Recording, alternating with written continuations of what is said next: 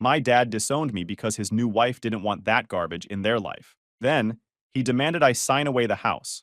My mom left me, so I did this and watched them lose their minds. Alright, Reddit, here's what went down. My dad sat me down 3 months ago, looked me in the eye, and told me to stop calling him dad. His new wife was pregnant, and they didn't want their baby knowing I existed. Then he slid a stack of papers across the table and asked me to sign over the house my dead mom left me. I didn't sign, but I need to back up so you get the full picture. I'm Nick, 25 male. This whole thing started 22 years ago when my mom was in college. She got pregnant. My dad, Gavin, had been with her about 8 months. The second she told him, he sent her one text saying he wasn't ready for that kind of responsibility, then changed his number. My mom kept me. Her parents, Pop and Nana, weren't thrilled at first. Pop sat her down with a calculator and walked through the numbers of raising a kid solo at 20. But the second I showed up and he held me, all that math went out the window. He looked at Nana and said something like, "Guess we're doing this." And they did. Pop handled the 5 a.m. feedings so my mom could sleep before class. Nana covered evenings. My mom worked part-time at a vet clinic and studied at night. She ran on maybe 4 hours of sleep for years. Gavin sent $0 during this time. 0 phone calls. Nothing. I had a good childhood. Pop stuck glow-in-the-dark stars on my ceiling. Nana made me pancakes every Saturday. I had my own room in their place up in northern New York, and I was a happy kid. I didn't spend my time thinking about where my father was because I didn't need to. Then he showed up. I was 6, sitting on the porch eating a popsicle, and some guy pulled into the driveway in a blue sedan. My mom's face went white through the screen door. He hadn't come for me. He'd heard through the grapevine that she'd just gotten out of a relationship and figured he'd take another shot. She shut him down, but he kept coming back. Eventually, he switched tactics and started asking about me instead. Said he wanted to be a father. Said he'd changed. My mom let him visit every other Saturday. I think part of her felt guilty, not about anything she'd done, but about what I didn't have. She'd see me watching other kids at the park with their dads, and she'd read something into it even if it wasn't there. She carried this weight about raising me without a father, like it was somehow her fault Gavin turned out to be who he was. So she let him in, against her instincts, for me. And honestly, those visits were great. When you're 6, a dad is just a guy who shows up with remote control cars and lets you eat pizza with no rules. My mom had bedtimes and vegetable requirements. Gavin had arcade tokens and 0 boundaries. What I didn't realize was that Gavin spent most of those visits mining me for information about my mom. He'd slip the questions in between games. We'd be racing remote control cars, and he'd casually ask if mom had any friends who came over. We'd be eating pizza, and he'd ask if she ever talked about him. I was 6. I answered everything honestly because why wouldn't I? He wasn't building a relationship with me. I was the back door into my mom's life. And the worst part is, he was good at it. He made me feel like I was his little buddy, like we had this special thing. That's what still bothers me about it. I didn't even know I was being played. I was just happy. Took me years to figure that out. After months of wearing her down with those Saturday visits, Gavin went full court press. Flowers. Cooking dinner for the 3 of us. Playing the reformed man role like he'd rehearsed it in a mirror. And my mom, after years of carrying everything alone, let her guard down. I used to judge her for that.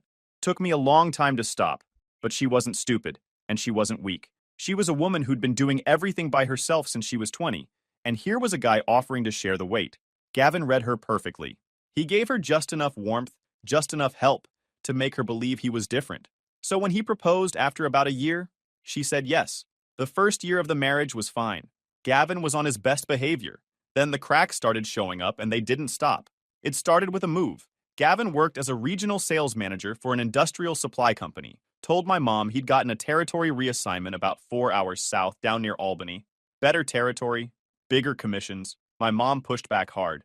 Her parents were close. Her job was here. My school, my friends, everything. But Gavin did what he always did. He made it sound like the only rational option. Projected income numbers, cost of living comparisons, tax benefits. He talked about uprooting our lives like he was presenting a quarterly strategy, not making a decision that would affect actual human beings. My mom caved. She thought that's what marriage was. Compromise. Except Gavin had already found the house and put an offer on it before she even agreed to go. Her yes was a formality. She put $42,000 into the down payment. Every dollar she'd saved over years. The house went into both names, but her cash made the deal happen. Once we got to the new city, my mom applied to every vet clinic and animal hospital within 30 miles. Nothing panned out. Gavin kept suggesting she just stay home. Take care of the house. Handle me. Framed it like he was doing her a favor. But with no support system and a husband who kept pushing the stay-at-home angle, She eventually stopped applying. That's exactly where he wanted her. Dependent. Isolated. Then came the financial control. Gavin tracked every dollar she spent.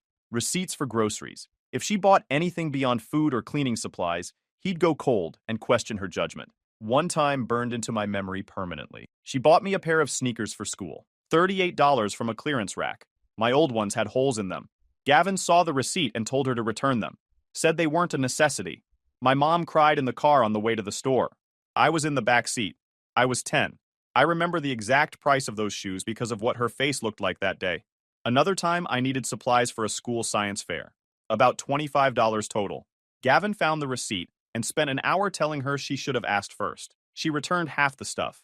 I stood next to a half-finished board at the fair, while every other kid had put together projects with lights and moving parts. Got a C. The embarrassment wasn't about the grade. It was knowing we had the money. Gavin just didn't think I was worth spending it on. The arguments at home were constant but never loud. That wasn't Gavin's style. He didn't yell. He'd just twist things around calmly until my mom started questioning whether she remembered stuff right. I'd sit in my room with headphones on, pretending I couldn't hear her voice cracking through the walls. One night when I was 12, I came downstairs to get water and walked into the middle of one of their arguments. Gavin was sitting at the kitchen table with a stack of receipts fanned out in front of him, going through them one by one, asking my mom to justify each purchase. She was standing at the counter with her arms crossed, trying not to cry. I stood in the doorway for maybe 10 seconds before I opened my mouth. Stop talking to her like that. Gavin looked at me with this expression I'll never forget. Not angry, amused, like a 12-year-old standing up to him was the funniest thing he'd seen all week. He leaned back in his chair and said, "Go back to bed, buddy. This is grown-up stuff." My mom cut in before I could respond. "Go upstairs, baby. I'm fine." But her voice was different. She wasn't backing him up. She was protecting me from getting on his radar. I went upstairs, but I didn't sleep. Lay there staring at the ceiling, listening to his voice drone on for another hour downstairs. That was the night I figured out something no kid should have to piece together at 12.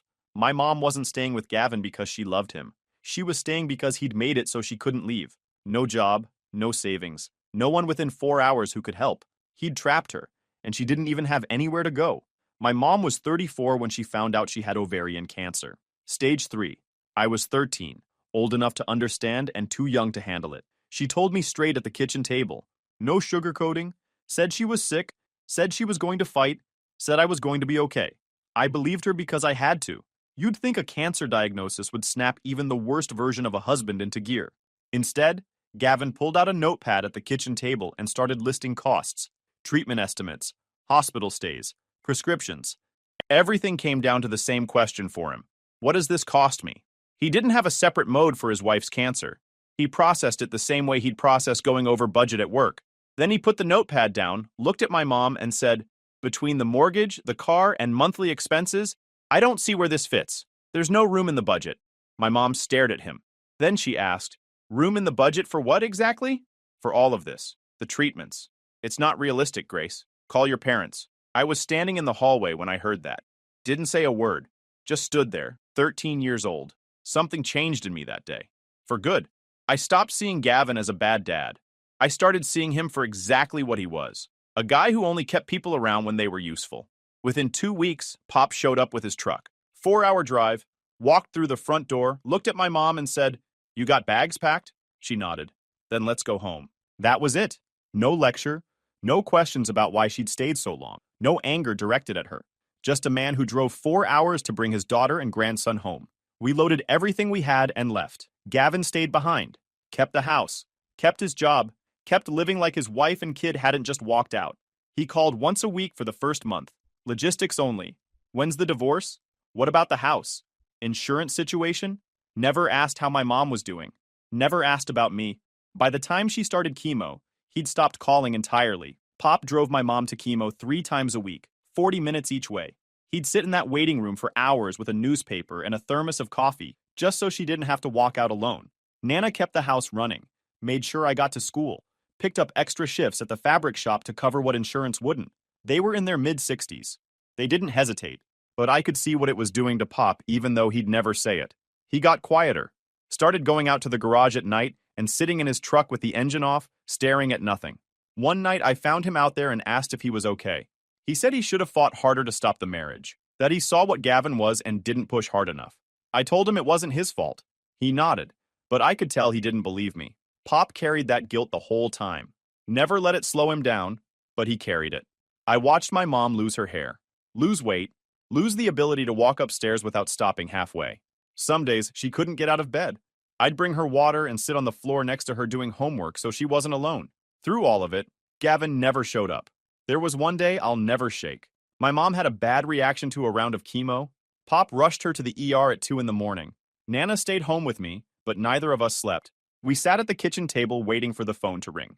When Pop called around 6 a.m. and said she was stable, Nana put her head down on the table and I heard her cry for the first and only time in my life. I texted Gavin that morning, told him Mom was in the hospital, told him it was bad. He read the message. I saw the red receipt.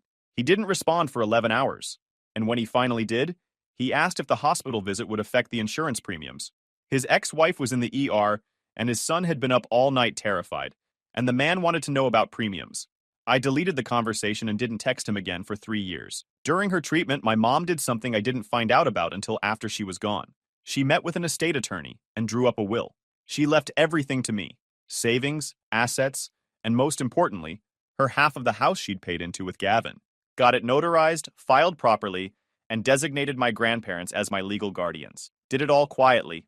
Pop told me later that in her final weeks, she seemed calmer than she'd been in years, more like herself, and I think this was why. For the first time since she married Gavin, she was doing something he couldn't undo. She wasn't asking permission. She wasn't running it by anyone. She was just handling it. She knew exactly what Gavin would come for the second she was gone, and she made sure he couldn't get it. She passed away 11 months after the diagnosis. I was 14. I'm not going to try to put that into words. If you've lost a parent, you already know what that is. If you haven't, nothing I type here is going to get you there. Gavin didn't even wait a full month. 3 weeks after we buried my mom, he called and asked to speak to me. I got on the phone. No, I'm sorry. No, how are you doing? He went straight to it. Listen, I've been looking into the situation with the house. Your mom's will is going to get contested. It should have transferred to me automatically as the surviving spouse. He paused like he was reading off a script. The simplest thing for everybody would be if you just signed your portion over. We can do it quick and clean. No lawyers, no headaches. I was 14, 3 weeks out from watching my mom get put in the ground, and this man was running a sales pitch on me for her property. Pop took the phone before I could respond. I heard him from the next room, and it was the angriest I'd ever heard him. After that call, Pop sat me down and explained everything. The will, the deed, my rights. My mom's attorney had made it airtight. Gavin's name was only on his half. My half was mine. Done. But Gavin kept pushing. Every few weeks, a new angle. The guilt play. Said my mom would have wanted him to have the whole house. The family play. Said we should handle it between us. As if we were still a family. Pop and Nana shut him down every time. They were the wall between me and Gavin, and at 14, 15, 16, I needed that wall. I got through high school at my grandparents' place. Decent grades. Played basketball mostly to burn off the angry energy that builds up when you're a teenager who lost his mom and got ditched by his dad. Pop taught me cars on weekends. Retired mechanic. Believed every man should be able to do his own oil change and brakes at minimum. Saturday mornings in that garage, hands black with grease, radio on some classic rock station, Pop walking me through how to read a torque wrench. Those hours did more for me than Gavin managed in his entire run as my father. Pop didn't lecture. He'd hand me a tool and let me figure it out. If I messed up, he'd show me once, then hand it back. No speeches, no power plays. There was one Saturday I was trying to change a brake rotor and I kept stripping the bolt, getting frustrated, slamming the wrench down. Pop watched me for about a minute, then walked over and said, "The bolt's not your enemy. You're fighting it instead of working with it. Apply steady pressure. Let the tool do the job." Then he walked back to his side of the garage. I cooled off, tried again, and the bolt came right out. He never said another word about it, but I've thought about that moment 100 times since. Steady pressure. Let the tool do the job. That's basically how I handled everything with Gavin later on. No screaming, no emotional outbursts, just steady, documented, legal pressure until the bolt came loose. Pop also taught me something else during those years that I didn't fully appreciate at the time. He showed me what it looks like when a man takes care of his family without keeping score.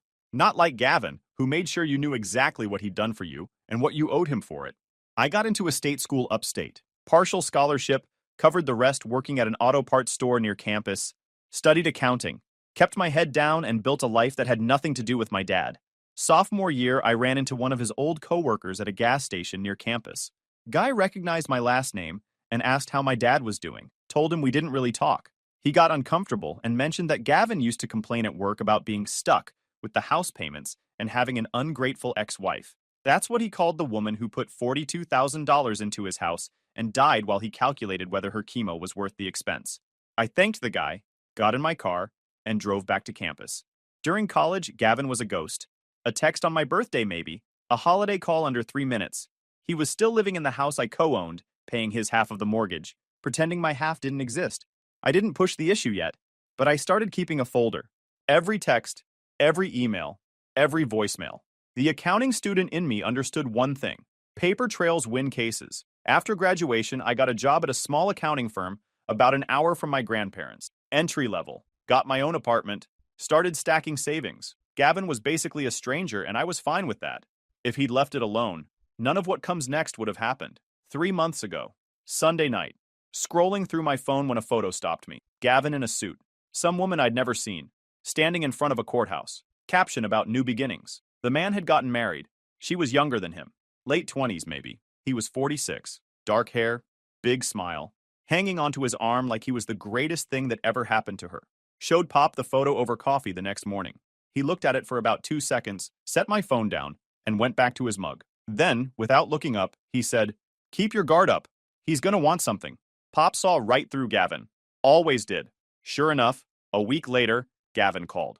First time in months. Told me he'd gotten married like I hadn't already seen the post. I told him I knew. That threw him. Then he hit me with the bonus round. Jennifer, the new wife, was pregnant. That's why they'd rushed the courthouse thing. He dropped it like I was supposed to light up and throw confetti. I didn't say much, just let him talk. He wasn't calling to share good news with his son. He was warming me up. After 22 years of watching this man operate, I knew the pattern. Charm first, set up second, then the ask. He invited me to come by the house the following weekend. Said he and Jennifer wanted to discuss something important. Wouldn't tell me what, just that it needed to happen in person. I said I'd think about it. Called Pop that night. He went quiet for about 10 seconds, which for Pop is a 5-alarm fire. He told me to go, but to go ready. Listen to everything. Don't agree to anything. Don't sign anything. Call me the second you leave. I spent the rest of that week getting my stuff together. Pulled every document I had on the house. The original purchase agreement, my mom's will, the deed, property tax records going back years. Scanned everything into a secure folder. Bookmarked 3 real estate attorneys with strong reviews. Screenshotted the current estimated value of the house from 2 different sites. If Gavin was planning a move, I was walking in there with my homework done and my receipts in order. Drove the 4 hours that Saturday. Hadn't been to that house in years. Walking through the front door felt weird. Same layout, but nothing else was the same. New furniture, new paint, and on the mantle where there used to be a photo of me and my mom at a pumpkin patch, there was a framed picture of Gavin and Jennifer at some beach resort, both grinning. My mom and I had been completely scrubbed from this place. Jennifer was in the kitchen when I came in, visibly pregnant. 6, 7 months along. She seemed nice enough, nervous. Shook my hand and said it was great to finally meet me. That word told me everything. Gavin hadn't exactly been advertising my existence to her. She kept glancing at him before she spoke, like she needed clearance. I recognized that dynamic immediately. My mom used to do the same thing, and watching Jennifer do it made my stomach drop, because I wasn't just looking at Gavin's new wife. I was looking at the early stages of the same cycle. She was already checking his face before she opened her mouth, already adjusting herself around his reaction. She had no idea what was coming. Or maybe she did, somewhere deep down, and she was already telling herself it was normal. We sat down in the living room. Gavin didn't bother with small talk. He leaned forward and said he and Jennifer had come to a decision about how things would work going forward. Not a conversation, a decision, already made. He was just here to deliver it. Before he got into it, I asked to use the bathroom. Partly because I needed to, partly because I wanted to walk through the house one more time. I went down the hallway past the room that used to be mine. It was a nursery now. Soft yellow walls, a crib in the corner with a mobile hanging over it. My room. The one where I used to lie awake listening to Gavin interrogate my mom over receipts. The one where I sat on the floor next to her bed doing homework while she was too weak to stand. They turned it into a nursery and didn't think twice. On the way back, I passed the hall closet and noticed a cardboard box shoved behind the vacuum, flap open. Photo frames inside, face down. I could see the edge of one I recognized. Green border. The pumpkin patch photo. My mom and me. She was laughing in that picture. They hadn't just taken it off the mantle. They'd boxed it up and buried it next to cleaning supplies. I closed the closet door, went back to the living room, sat down, and looked at Gavin. After seeing that, I was done. Whatever he was about to ask for, the answer was already no. First, he told me they didn't want me calling him Dad anymore. He said, "Jennifer and I have talked about it, and we think it would be confusing for the baby to hear someone else using that word. Going forward, I'd prefer if you just called me Gavin, like we were acquaintances who happened to share a last name." I just nodded and let him keep going. Second part, he said they didn't want me having any contact with the baby, not until the kid was old enough to understand what a half-sibling was. So basically, he wanted me to not exist until they decided it was convenient for me to exist again. Jennifer leaned forward and said, "We really hope you can respect this. It's not personal. We're just trying to protect our family. I hope there are no hard feelings." Then the real reason for the whole meeting came out. Gavin said he needed me to sign my share of the house over to him. Said he needed the property fully in his name so he could eventually pass it down to Jennifer and their baby. He said it casual, like asking someone to forward an email. It's the right thing to do. This way the house stays in the family and everyone's taken care of.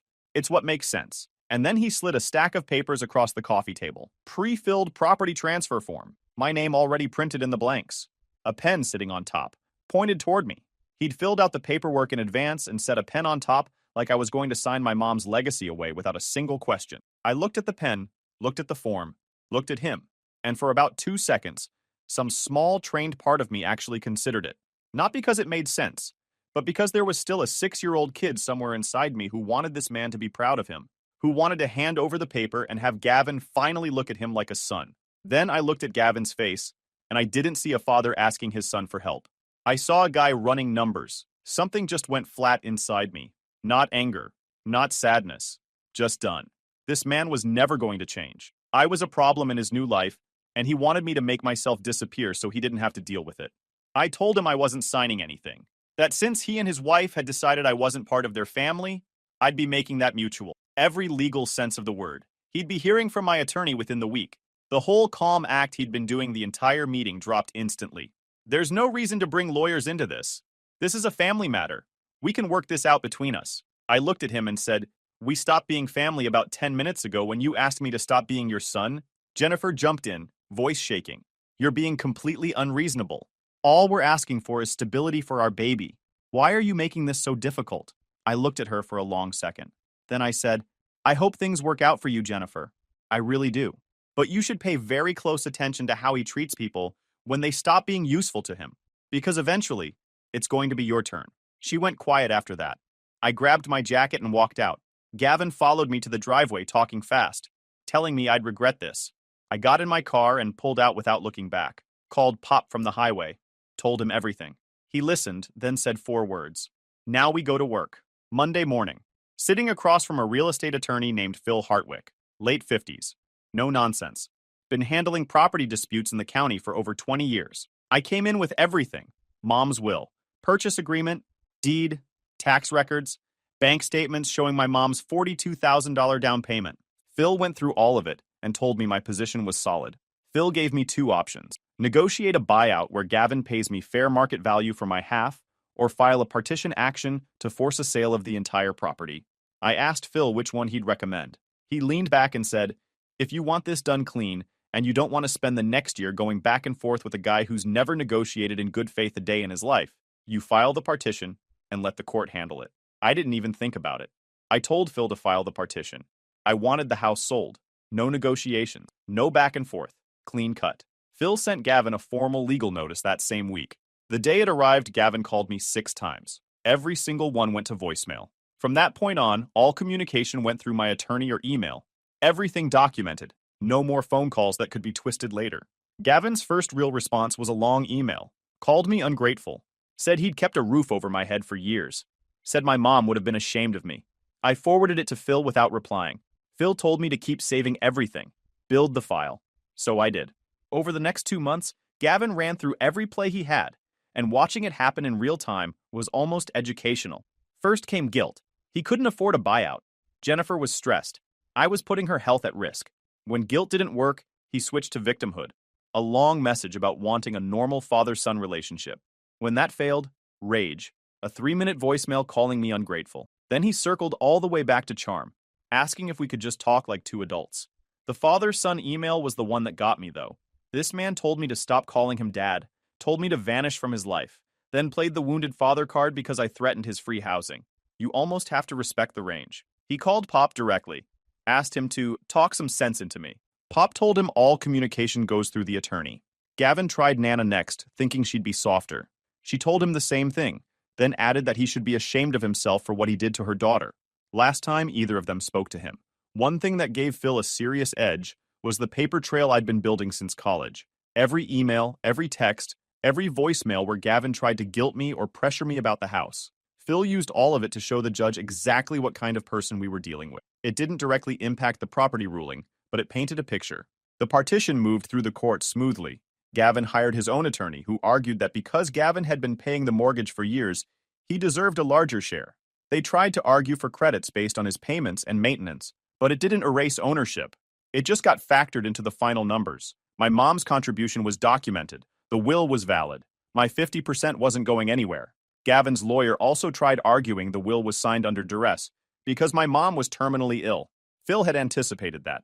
He brought documentation from the estate attorney and medical records, confirming my mom was fully lucid when she signed. The judge didn't even ask for a rebuttal. Looked at Gavin's lawyer, looked at the paperwork, and moved on. That was the moment I knew it was over. Not a dramatic courtroom speech. A judge flipping past Gavin's best argument like junk mail. The court ordered the house sold. Gavin fought it to the wire with delays and extension requests, but the judge set a hard deadline. The house went on the market and sold in 3 weeks. Final sale, $310,000. The remaining mortgage balance was still around $112,000, plus closing costs and attorney fees on both sides. When the dust settled, my share came out to just over $89,000. Clean deposit into my account. While the property case was moving, I took care of the rest. Had my attorney draft a formal no-contact notice and send it to Gavin. Filed the paperwork to change my last name to my mom's maiden name. Updated my next of kin, medical proxy, emergency contacts, everything. Removed him from anything that legally tied us together. And I had Phil make it clear that if Gavin or Jennifer contacted me again after the notice, we'd pursue a restraining order. When the last form was processed, I felt something I hadn't expected. Not just relief. There was grief in there too. Not grief for Gavin. Grief for the version of him I kept waiting for my whole life. The dad who'd actually want to know me. Who'd come to a game, or call to check in, or just be normal for once. That guy never existed. But part of me never stopped hoping he would, and filing those papers was finally admitting he wasn't coming. Gavin's last move came through Jennifer. She called me about a week after the house closed, screaming before I even finished saying hello. "Are you happy now? We're living in my parents' basement with a newborn because of you. You took everything from us. Your father is broken over this." And here's the thing. I could hear in her voice that she believed every word. She wasn't performing.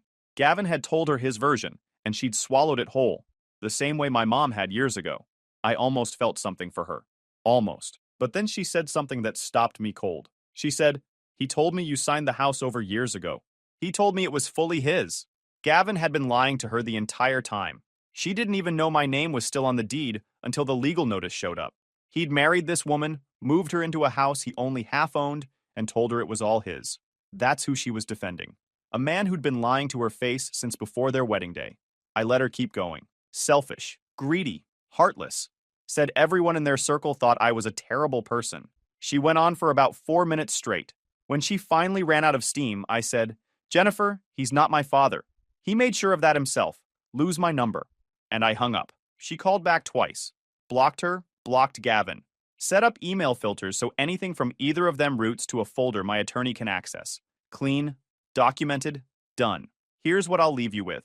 I don't feel guilty. Some of you are going to say I should have been the bigger person, should have let him keep the house, and walked away. And honestly, there were nights during the legal process where I lay awake running that exact argument, wondering if I was doing this for my mom or for myself, wondering if part of me just wanted to hurt Gavin the way he'd hurt us. What I came back to every time was this. My mom worked herself to the bone saving that money. She put every dollar she had into that house, while Gavin treated her like she was disposable. She got sick and he told her to call her parents. She died and he came for her assets before her headstone was set.